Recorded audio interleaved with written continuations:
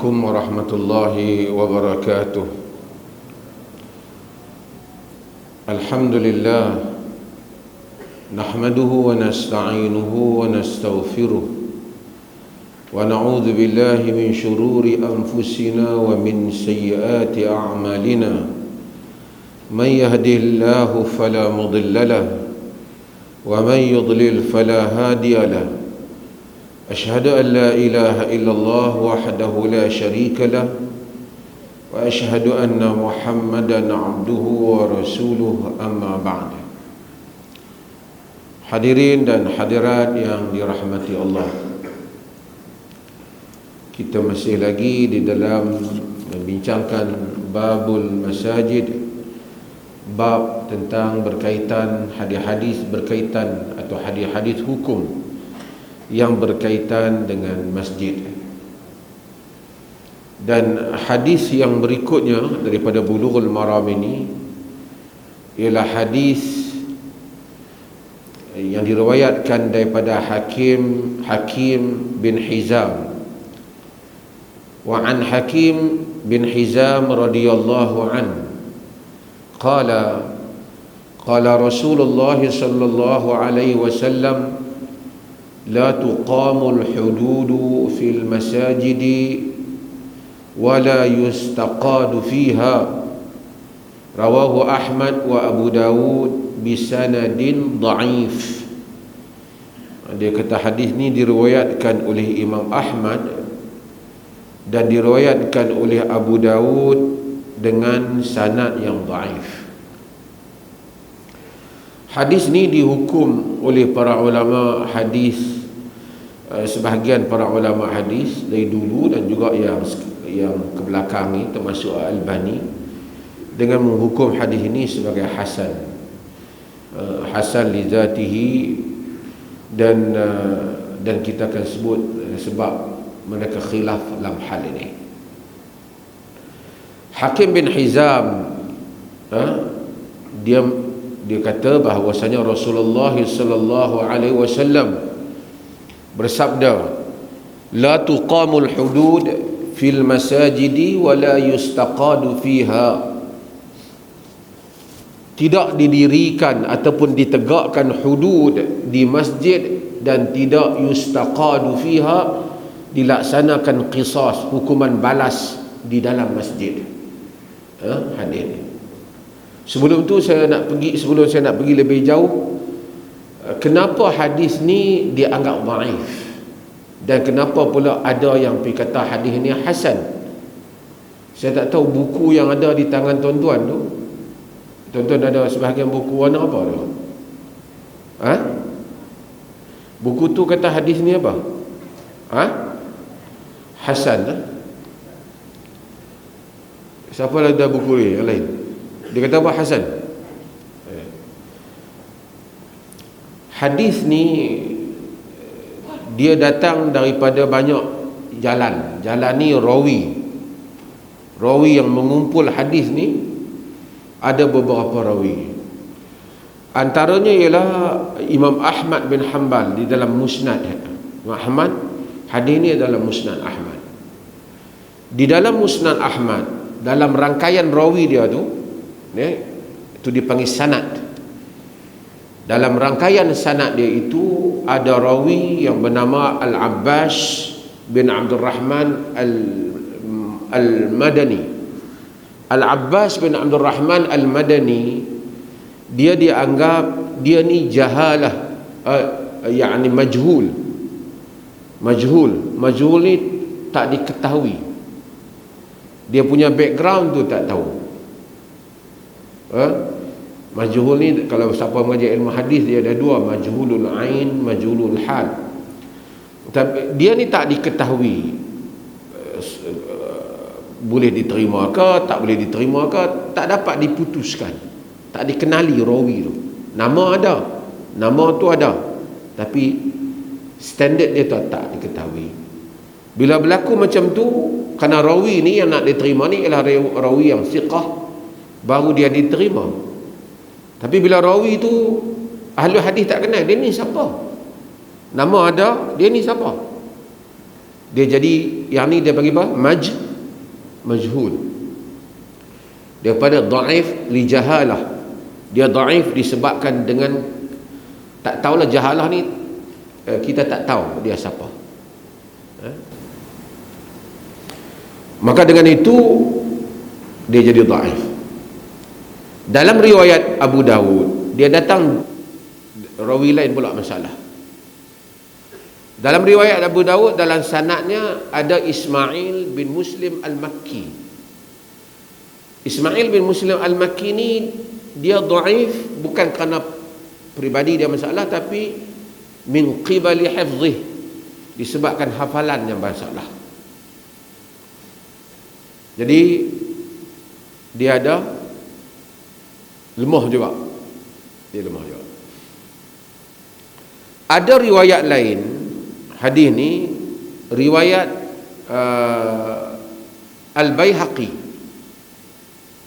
Riwayat Al-Baihaqi dan riwayat sebelum tu riwayat Ad-Darqutni. Melalui sanad mereka ini, sanad mereka Sa'id bin Bashir. Sa'id bin Bashir bukan. Sa'id bin Bashir sanad Al-Hakim. Sa'id bin Bashir sanad Al-Hakim. Maksudnya Al-Hakim dalam Al-Mustadrak, ni kitab Hakim. Dia riwayat juga hadis ni. Dia riwayat, dalam riwayat dia tu ada masalah, dia panggil tabi'. Tabi' ni maksudnya dia A, B, C, D riwayat. Dia riwayat pula melalui A, B, C tak ada, ambil hak yang D. Nama hak masalah tu dah tak ada, tapi main nama lain pula masalah.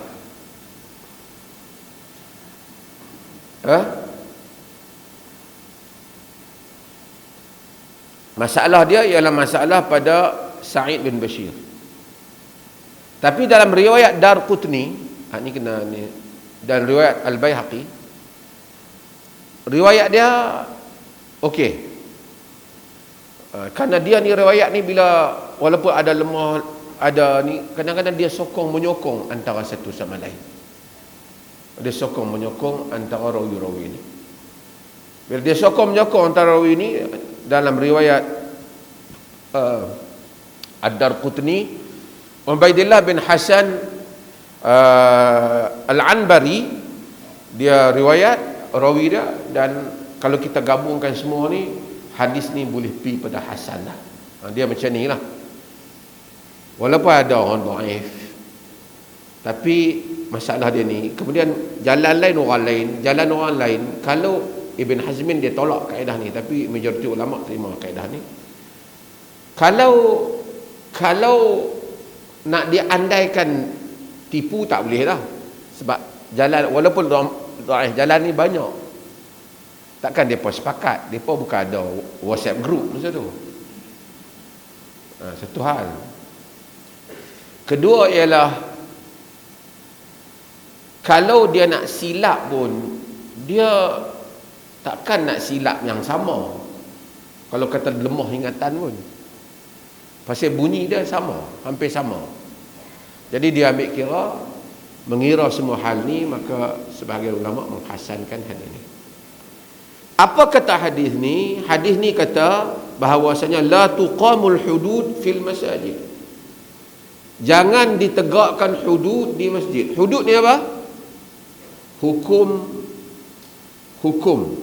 punishment, denda yang mana telah muqaddarah, yang telah ditetapkan di dalam syariah. Apa dia hukum denda yang ditetapkan dalam syariah ni? Hukum apa? Zina. Berapa rotan? 100 rotan. Ada. Lagi apa lagi yang Quran sebut hukum ni? Qazaf. Tuduh orang zina. Berapa rotan? Berapa rotan tu? 80 rotan. Lagi apa hukum dia?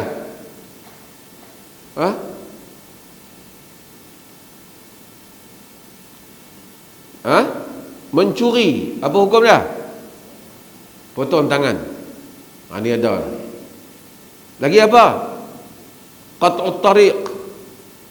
Penyamun. Ni ada potong tangan dan kaki bersilang. Hukum-hukum ni, kemudian ada hukum minum arak, yang ni khilaf. Hudud ke tak hudud? Sebagian ulama kata dia tak hudud kerana nampak ada perubahan. Ada yang 40, ada 80, nampak macam hukum ta'zir.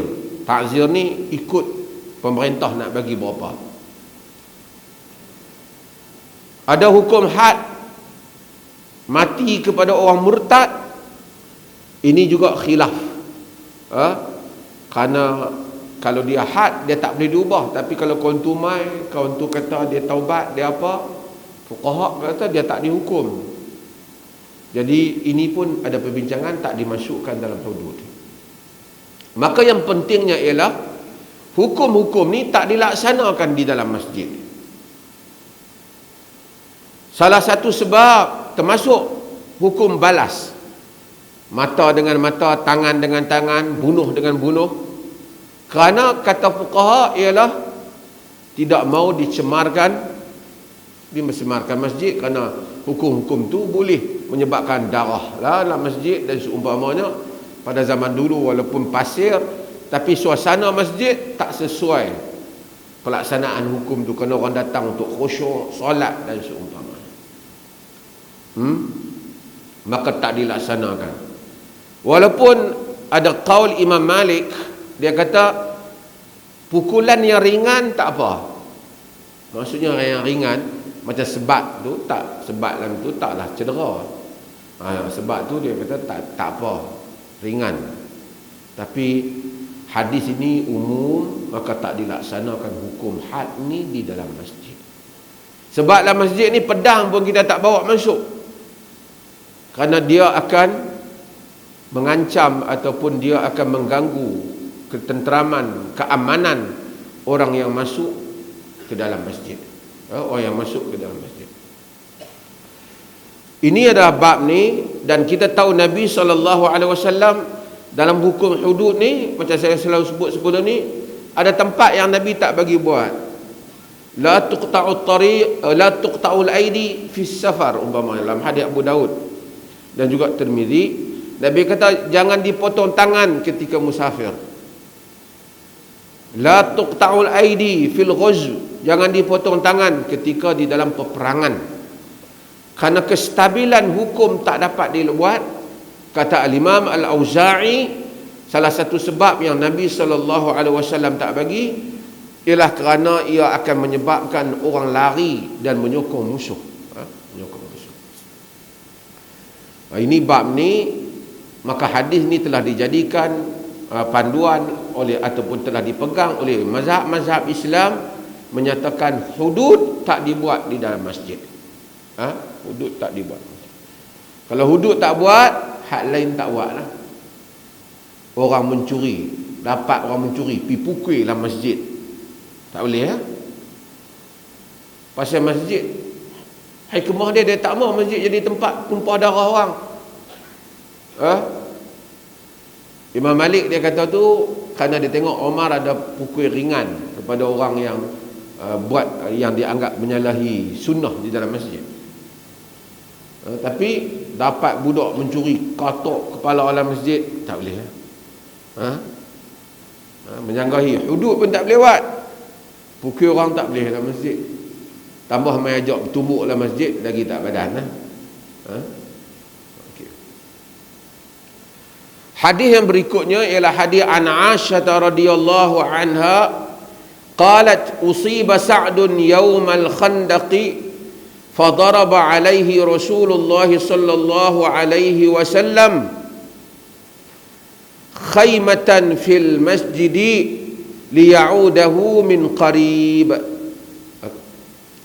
Daripada Aisyah radhiyallahu anha, katanya usiba Sa'dun yaumal khandaq, telah menimpa atau mengenai Sa'ad, yakni Sa'ad bin Mu'adh, pada hari peperangan Khandaq. Peperangan Khandaq ni ialah peperangan Khandaq apa dah? Parit. Peperangan Khandaq ialah peperangan pada tahun yang kelima Hijrah. Dan Sa'ad bin Mu'adh dia cedera dalam peperangan ni, dan Nabi SAW telah buat untuk dia khaimah dalam masjid untuk membolehkan Nabi menziarahinya daripada dekat. Yang ni Nabi pasang khaimah untuk orang yang cedera dalam masjid. Okey, siapa Sa'ad bin Mu'az ni? Sa'ad bin Mu'az ialah ketua kaum Khazraj, orang Madinah. Masa dia cedera ni dalam peperangan Khandaq ni, dia kena panah ni, besi di tangan dia, darah tak berhenti, dia meninggal dalam peperangan ni. Disebabkan kecederaan itu. Ketika itu usia dia lebih kurang 37 tahun macam tu. Nabi SAW sebut banyak kelebihan Sa'ad bin Mu'az. Banyak kelebihan dia yang Nabi SAW sebut. Ni Sa'ad bin Mu'az ni antara orang awal yang menganut Islam di kalangan orang-orang Ansar. Quran kata as-sabiqun al-awwalun minal muhajirin wal ansar walladzina ittaba'uuhum bi ihsan radhiyallahu anhum wa radu an. As-sabiqun al-awwalun, as-sabiqun al-awwalun yakni orang-orang yang awal yang menganut Islam. Minal muhajirin wal ansar, di kalangan muhajirin dan ansar, dan Sa'ad bin Mu'az termasuk. Walladzina ittaba'uuhum bi ihsan, dan orang yang mengikut mereka dengan ihsan, radhiyallahu anhum wa radu'an, Allah redha kepada mereka dan mereka redha kepada Allah. A'adda lahum jannatin tajri min tahtihal anhar, Allah sedia untuk mereka syurga yang mengalir di bawahnya sungai-sungai.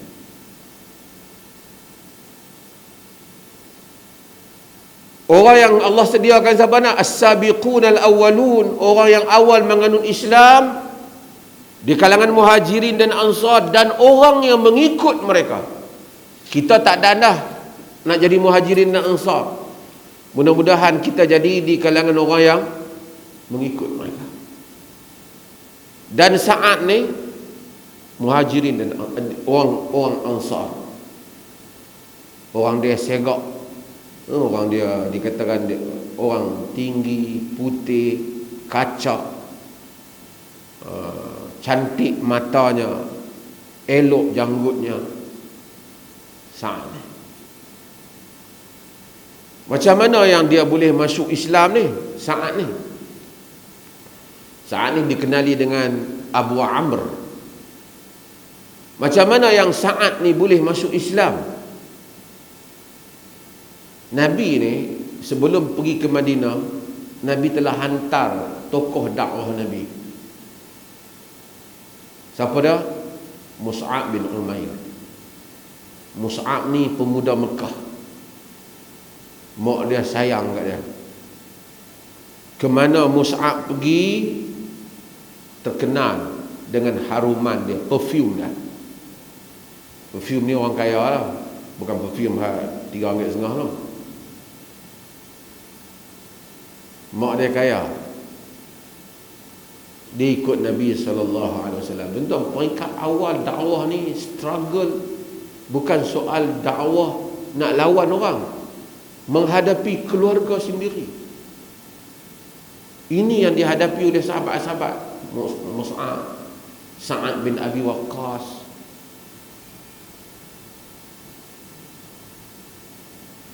Sa'ad bin Abi Waqqas umpama, sebelum saya cerita Mus'ab, Sa'ad bin Abi Waqqas masuk Islam. Sudahlah masuk Islam, berupaya nak hadapi Quraisy di Mekah. Lepas tu hadapi family sendiri. Mak dia tahu, kata dia masuk Islam, Sa'ad bin Abi Waqqas. Mak dia ni sayang kat dia. Arab ni cukup rapat family ni. Arab ni fanatik keluarga. Sebab tu bila mereka boleh menyanggahi keluarga mereka, mempertahankan agama, mereka hebat. Mak Sa'ad kata pada Sa'ad, hang keluar daripada agama Muhammad. Keluar daripada agama Muhammad.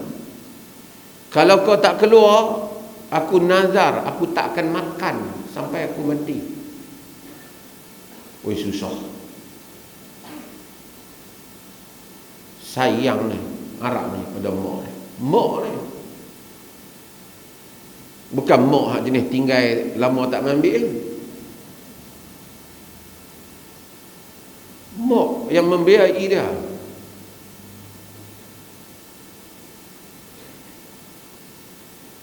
Dia kata, ta'lamina ya ummah, law kana laki mi'atu nafs fa kharajat nafsan ma taraktu dini li syai'in in syi'ti kuli wa in syi'ti fala ta'kuli. Sayang dia kat mak dah, tapi dia kata, wahai ibu, ketahuilah, kau tahu tak, kalau engkau ada 100 nyawa dan nyawa itu keluar satu demi satu, yang aku tengok nyawa kau keluar satu demi satu, aku tak akan meninggalkan agama. Jika engkau mau, wahai ibu, kau makanlah. Jika kau mau juga, tak payah makan. Nak buat macam mana? Kau nak suruh aku tinggal? Sebab itu Allah turun, wa in jahadaka ala an tusyrika bi ma laysa laka bihi ilm fala tuti'huma wa sahibhuma fid dunya ma'rufa.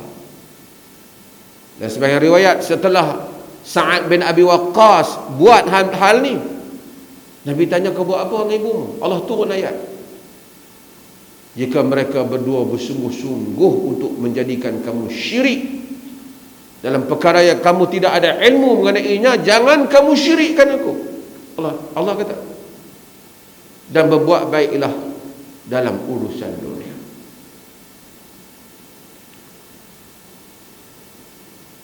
Pertahan agama. Kita di Malaysia ni ada satu Malaysia Kini, Free Malaysia Today. Dua-dua ni kita tahulah siapa kepala dia bawah. Semua berita dia provokatif dalam isu-isu yang sensitif. Dia tunjuk kanak-kanak 3 orang ni, ataupun adik-adik 3 orang ni, kononnya macam-macam berita mereka keluar lah. Berita mereka, berita macam-macam, berita Facebook. Dia nak provoke, tapi dia bagi mesej untuk kita faham. Kita tengok yang 2 orang ni, setakat ni kita kena doa supaya mereka sabat, tetap atas akidah mereka, tak tanggal tudung dia. Bahkan dia mak dia bagi tahu mak dia kena bangkit masak, dia depa nak sembahyang subuh. Tengah makan depa bangun pergi sembahyang zuhur. Bahkan hak lelaki tu kata mak dia, mak pergilah beli buku agama di Sungai Petani. Saya tak mau sebut kedai lah, biasa dia sebutlah kedai di situ, satu kedai lah, supaya baca buku tu dan terbuka untuk menganut Islam. Budak kecil. Ini mai terlibat dengan parti politik kerana nak menyokong DAP, kerana parti dia tu punya parti yang telah menghadamkan diri pada DAP. Habaq kata tak patut bagi Islam budak-budak tu. Ada yang hantar mai kat saya supaya minta maaf dan isytiharkan mereka bukan Islam.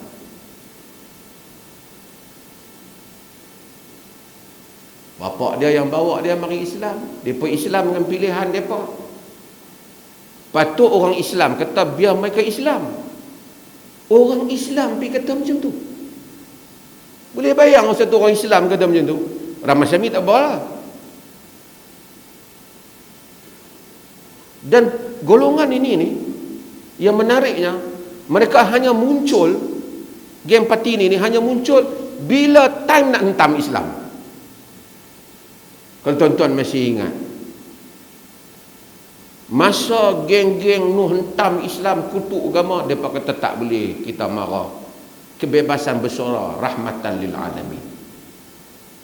Bila Zakir naik bercakap, mereka kata tak sesuai, dia tak patut cakap macam tu. Berdakwah untuk ajak orang masuk Islam. Oh, tang belah Islam tak boleh. Dia bawa keluar dalil dia tak boleh. Islam dengan hikmah dan seumpamanya. Bila geng nu ada orang nak keluar Islam, depa ni kata kita kena hormati hak memilih dan kebebasan beragama. Bila budak-budak ni pilih Islam, mereka kata tak patut mereka buat keputusan. Itu mengecilkan perasaan, membelakangkan ibu mereka. Kita tak boleh faham ada kumpulan orang Islam macam ni. Bila mereka pergi ke China, mereka balik kata okey yang China buat dah terhadap masyarakat Uyghur. Kita tak boleh faham kalau ada kumpulan macam ni.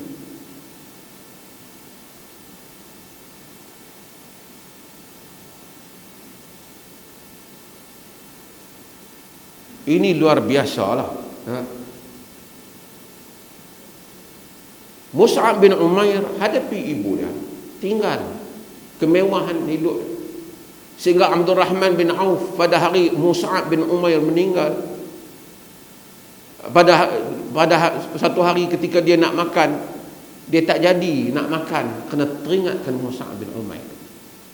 Pemuda Mekah berpakaian cantik, haruman, mak dia sponsor dia semua, tinggalkan kehidupan itu mengikut Nabi SAW. Ketika Mus'ab meninggal, tutup kepala dia, nampak kakinya, tutup kaki dia, nampak kepala dia. Tak cukup dia kain dia, kerana mempertahankan agama. Mus'ab ni Nabi hantar pergi mana? Madinah. Berdakwah kepada orang Madinah. Hasil daripada dakwah Mus'ab kepada Madinah lah menyebabkan Mus'ab berjaya membawa orang-orang lain mari jumpa Nabi di Mekah. Dia pergi dulu, dia dakwah dulu. 70 orang yang datang mari bai'ah dengan Nabi tu, hasil dakwah Mus'ab. Antara orang yang masuk Islam disebabkan dakwah Mus'ab ialah Sa'ad bin Mu'az. Ni cerita hak ni. Sa'ad bin Mu'az ni. Sa'ad bin Mu'az dia pergi dan dia masuk Islam setelah dia tengok. Dia dengar dakwah Mus'ab, dia masuk Islam. Dia ketua kaum dia, kaum Aus. Dan pengaruh dia sangat besar.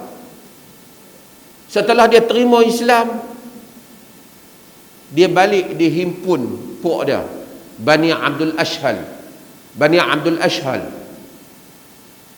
Dia kumpul puak dia, dia tanya semua kaum dia, kaifa ta'lamuna amri fikum? Apa pendapat hangpa semua tentang aku ni? Dia tonton, tu kepimpinan yang hebat. Dia berani lah. Dia tahu, dia dapat support yang cukup. Kaifa ta'lamuna amri fikum? Apa pendapat hangpa tentang aku? Kaum dia jawab, Sayyiduna fadlan, pemimpin kami dengan segala kelebihannya. Apa dia kata kat kaum dia? Fa inna kalamakum alayya haramun, rijalukum wa nisaukum hatta tu'minu billahi wal rasulihi. Sesungguhnya perkataan kamu semua, bersembang aku semuanya haram. Jangan nak main bersembang aku, jangan nak main cakap dengan aku. lelaki dan perempuan, sehinggalah kamu beriman dengan Allah dan Rasulnya. Sehingga kamu beriman dengan Allah dan Rasul. Ahli sejarah kata, fama baqiya fi dari Bani Abdul Ashhar rajulun walam ra'atun illa aslamu, maka tak tinggallah satu orang lelaki pun dan perempuan daripada Bani Ashhal melainkan semuanya masuk Islam. Hebat tak hebat Sa'ad bin Mu'az? Sekali kempen lah, taat semua.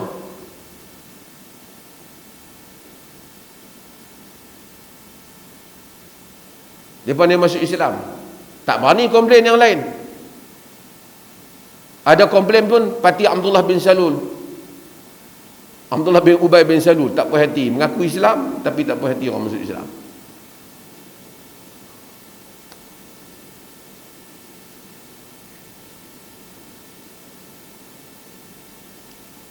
Bila dia masuk,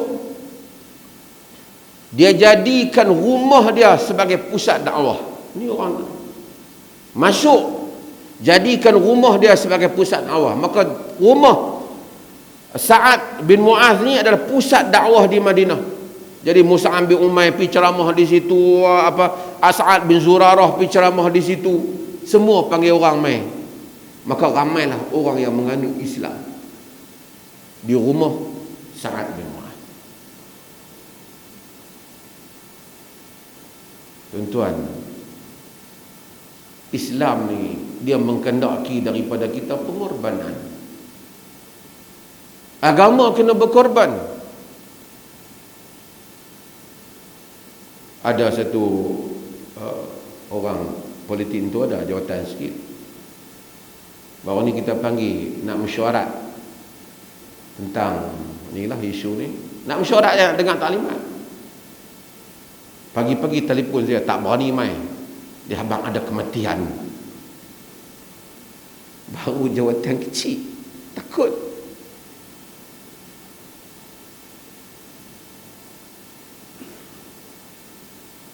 Umat ni, siapa yang berdiri menegakkan agamanya, dia akan menikmati kemanisan iman.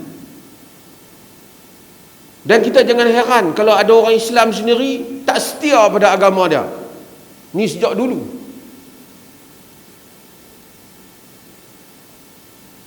Tapi akan ada orang yang setia.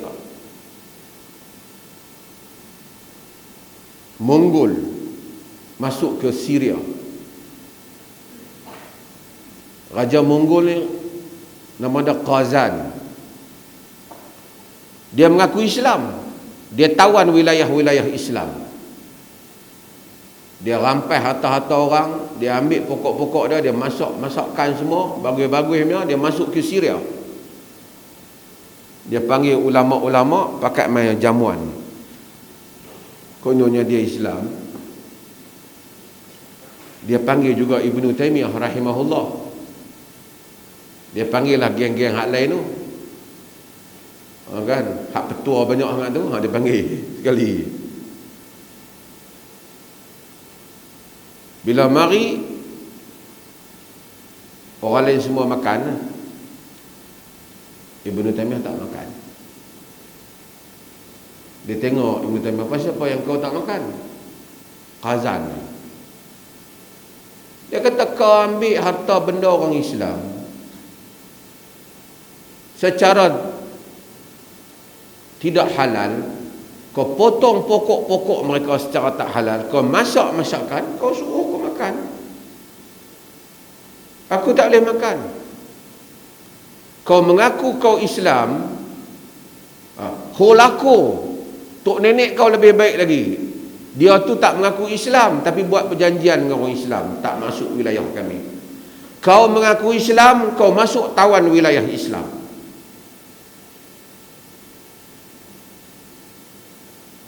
Dia kata kat Qazan.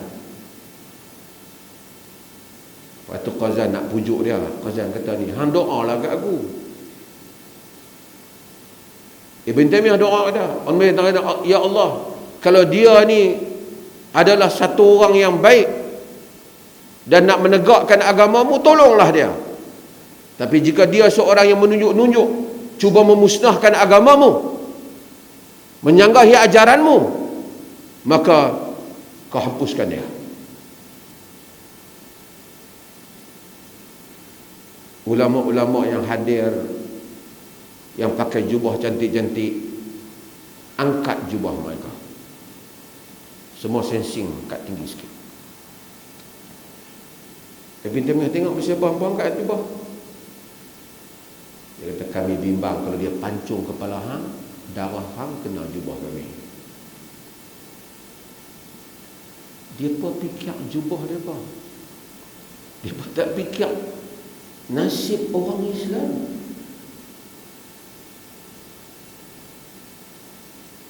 Ni Al-Imam Ibn Kathir sebut dalam Al-Bidayah wa Nihayah.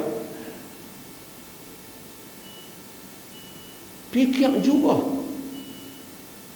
Bila dia keluar, ramai-ramai dah keluar habis majlis dah, dia pun kata habis teman, lain kali kami tak mau main majlis yang hang ada, buat kacau lah. Boleh raja tu pancung kalau rosak habis majlis yang kami-kami kali. Tu zaman tu ada lah manusia yang hanya fikir tentang diri dia tanpa berfikir tentang umat dia.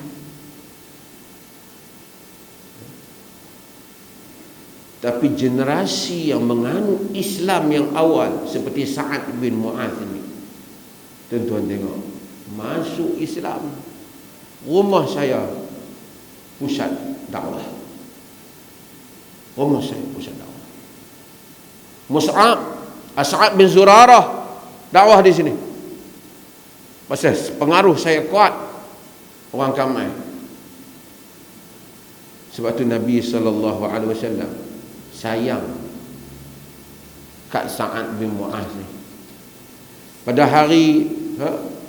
Pada hari peperangan Badar, dia pergi baik, Nabi mai, dia sambut Nabi SAW.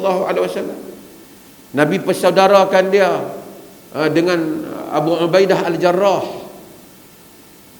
Pada hari peperangan, tentu peperangan Badar, 300 lebih nak lawan Quraisy yang lengkap. Bukan ada pengalaman sembah bahagian tu.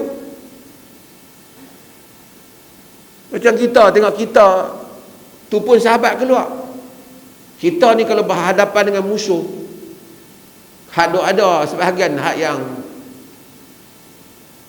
tidak setia dengan agama ni, dia bukan kata, oh kelengkapan nampak tak cukup tu kami bagi sikit. Dia dok kata, apa hangpa dok kanut? Kita bukan ada kelengkapan, lawyer kita bukan cukup, pergi kat depa lah. 3 orang tu murtad, kata tak ada rugi kan. Boleh kata gitu. Tapi bukan sedikit tentang lawyer-lawyer yang mai hubungi pro bono. Kami akan lawan free of charge. Lawyer-lawyer Muslim, alhamdulillah, yang top jugalah. Dia katakan lawan, kami lawan. Tak payah charge, kami tak charge.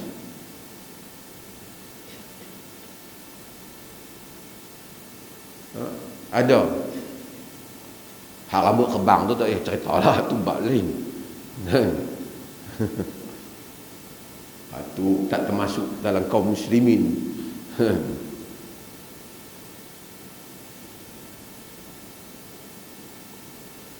Sa'ad bin Mu'adh,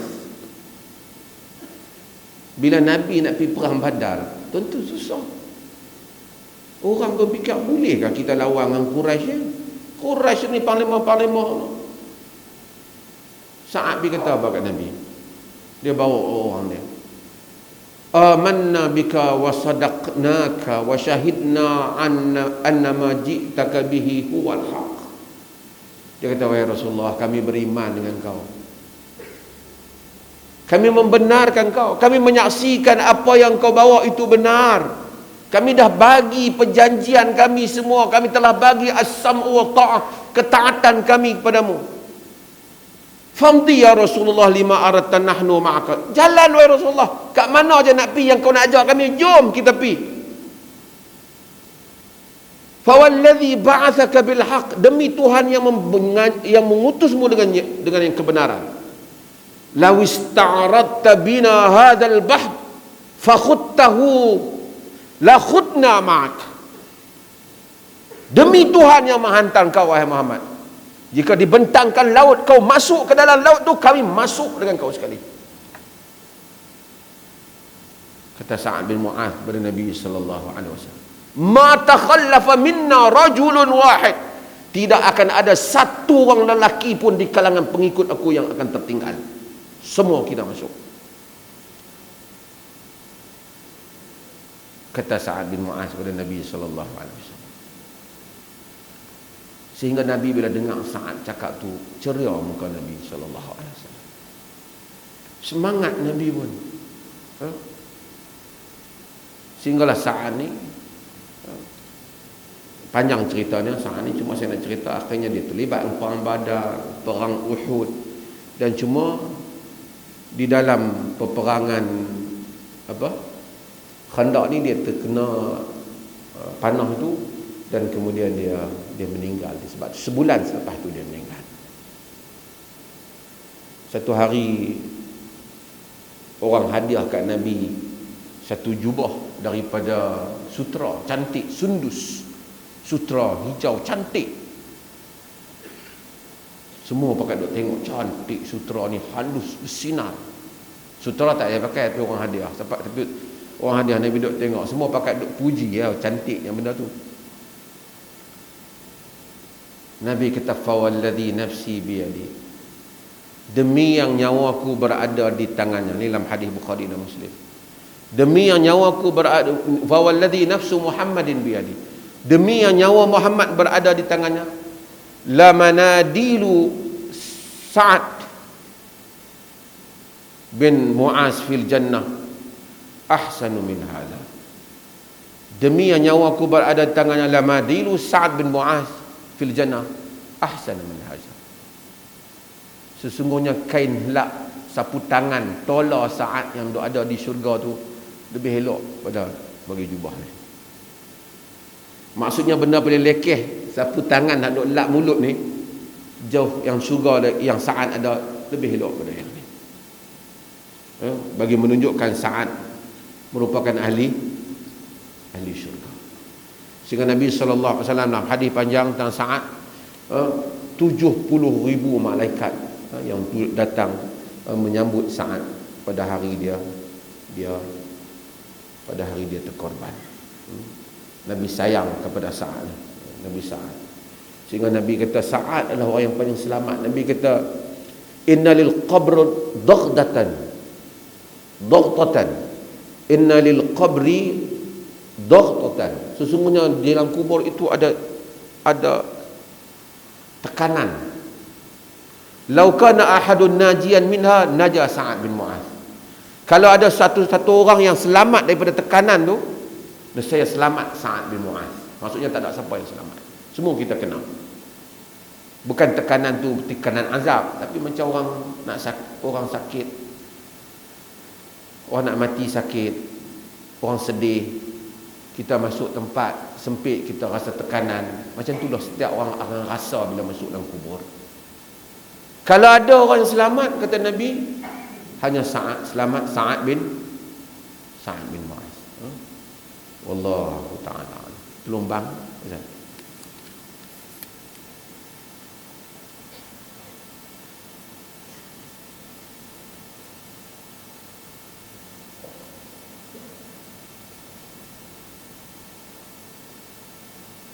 Allahu Akbar, Allahu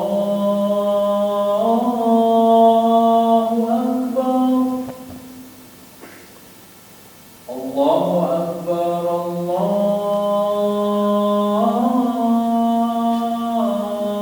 Akbar.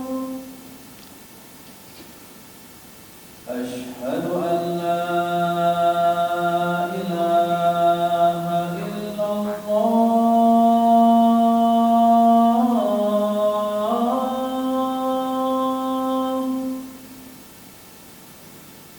أشهد أن لا إله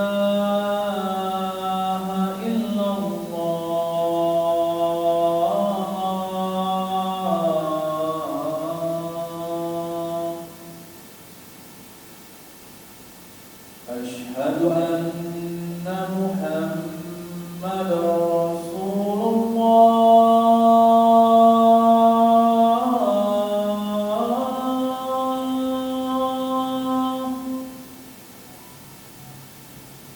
أشهد أن محمد رسول الله.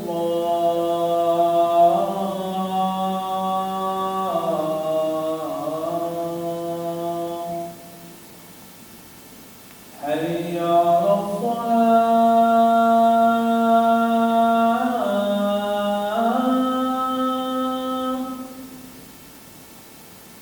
حي على الصلاة.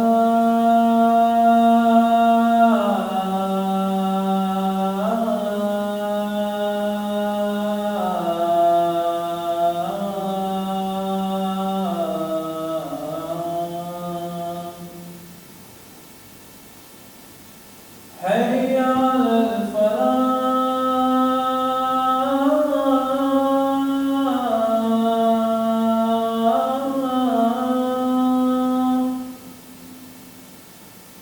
حي على الفلاح.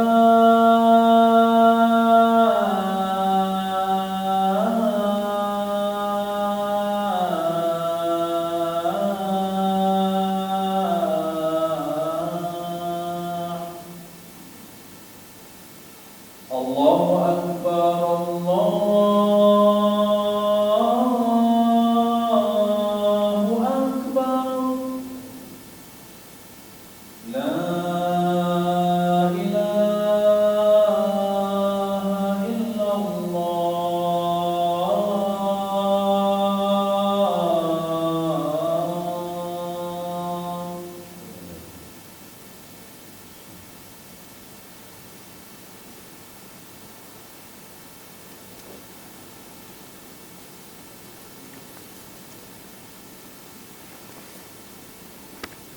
Allahu a'lam. Siapa ada soalan silakan.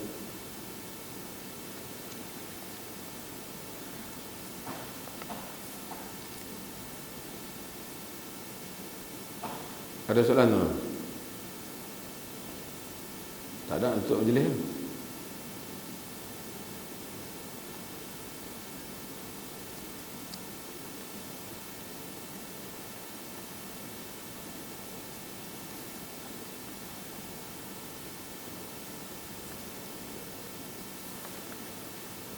Wassallallahu ala nabiyyina Muhammad walhamdulillahi rabbil alamin.